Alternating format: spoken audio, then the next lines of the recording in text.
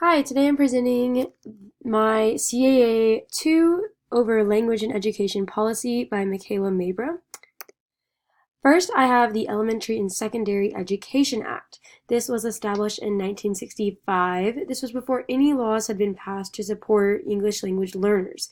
It was passed under Lyndon B. Johnson's War on Poverty.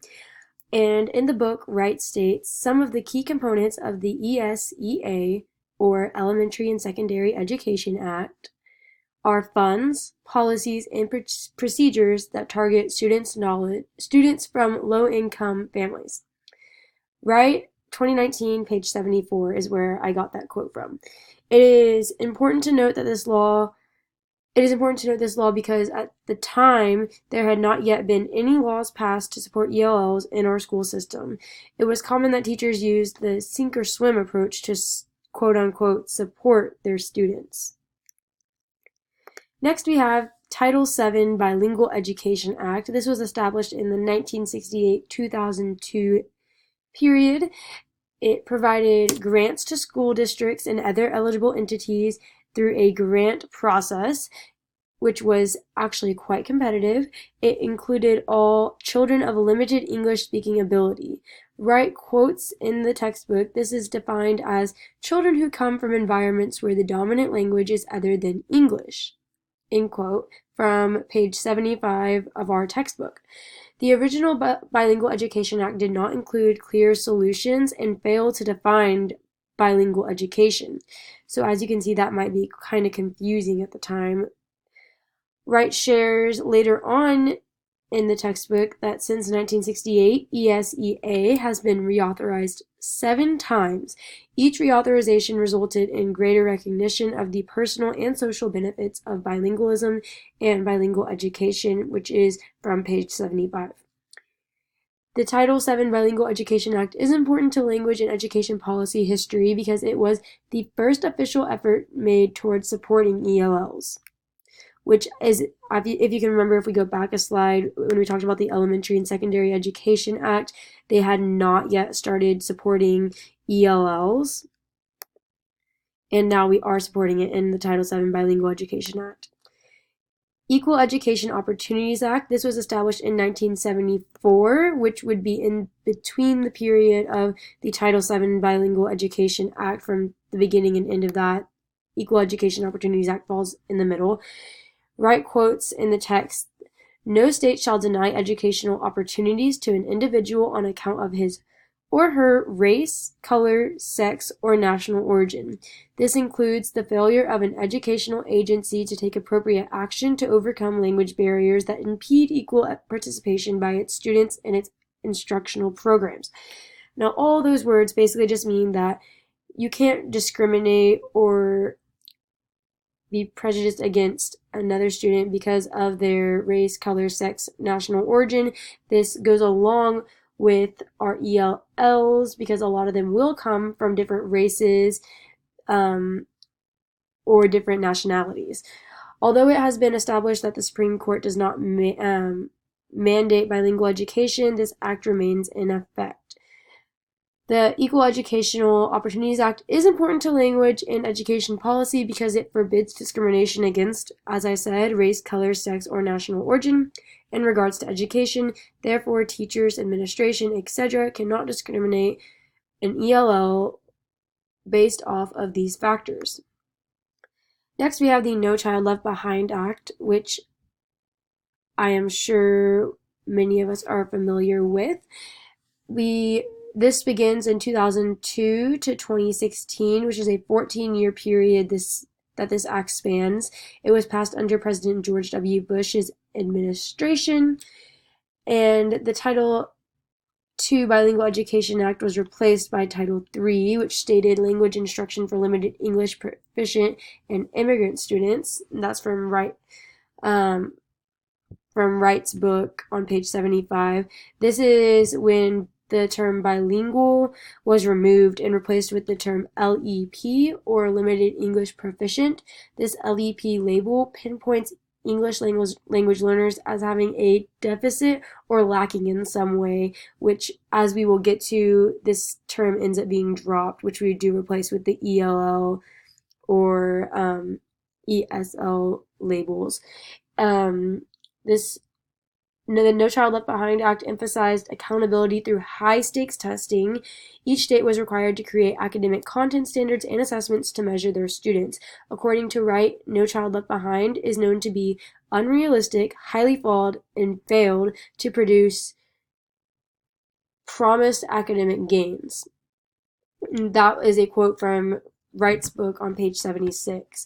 This act is important because it allowed for flexibility for programs while also establishing accountability for ELLs. While the act was flawed, it also presented a great starting place for giving responsibility to ELLs beyond the sink or swim approach,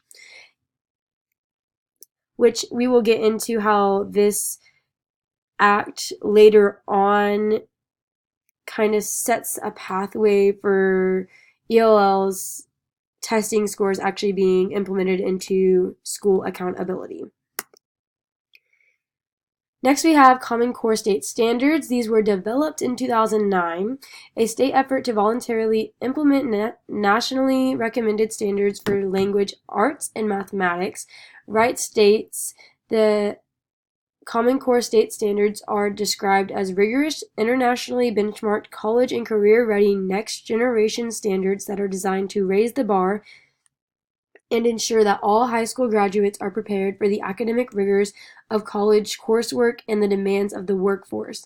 And this is also a quote from Wright's book on page 82. The Common Core State Standards aligned with Race to the Top and ESEA flexibility. By 2018, 41 states had adopted the Common Core State Standards, so that, as you can tell, that's a pretty big percentage. The Common Core State Standards are important because it efficiently prepares students for higher education or the workforce across all states. This includes ELL students, which means they are getting the language background necessary to succeed in college or the workforce. Next, we have Race to the Top, which we had just mentioned. It is established under Obama administration from 2009 to 2015, which, as you can tell, the Common Core State Standards, they were developed in 2009. Race to the Top started in 2009 as well, but it spanned a longer frame as it went into 2015. It fell under the American Recovery and Reinvestment Act of 2009. The Race to the Top Act provided over $4 billion to states to begin education reform efforts. To qualify, states had to adopt college and career readiness standards. States were expected to develop high-quality assessments that had validity and reliability for general education students, ELLs, and students with disabilities. Many ELL advocates were still concerned that Race to the Top still focused too much on high-stakes testing, or has NCLB also focused on high-stakes testing. So basically they were saying that it correlated to NCLB, which had already correlated to NCLB too much, as it had already been stated that NCLB focused too much on high-stakes testing. This act is important to language and education policy because it was the start of putting money into reforming education. This was also Obama administration's way of working around NCLB. Next, we have the Elementary and Secondary Education Act flexibility. This was established in 2011 and went through 2016 under Obama administration. It presented waivers from No Child Left Behind Title I accountability requirements.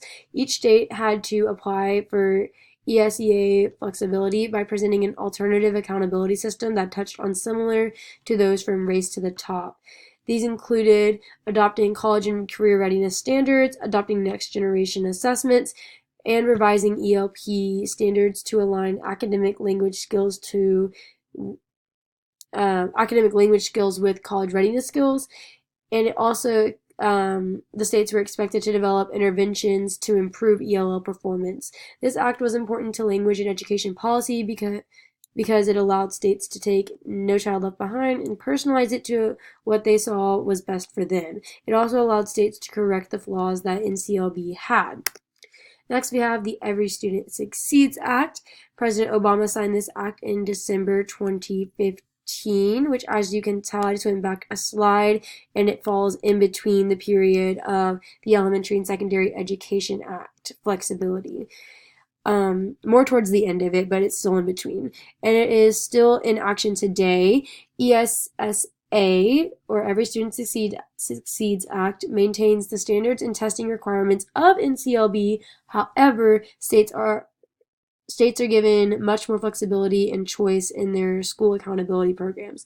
So the beginning years, 2017-2018, was the school year that the federal government was approving implementation plans. And 2018 through 2019 is when ESSA went into full effect. Title I goal is focused on improving academic achievement of the economically disadvantaged. And this act is important because it gives states a lot of freedom to implement their own accountability for ELLs. So instead of having one nationally, one that all the states have to follow, states can personalize it to them. On the next slide, it's going to talk about the year-by-year expectations of ESSA. During year one, ELLs are required to take English and math assessments. The scores are reported to the public, but they're not yet accountable in their records. In year two, ELL growth is inputted into school accountability formulas. However, it's not fully in there yet. That's not until year three, where ELL scores on English and math assessments are fully included in school accountability formulas.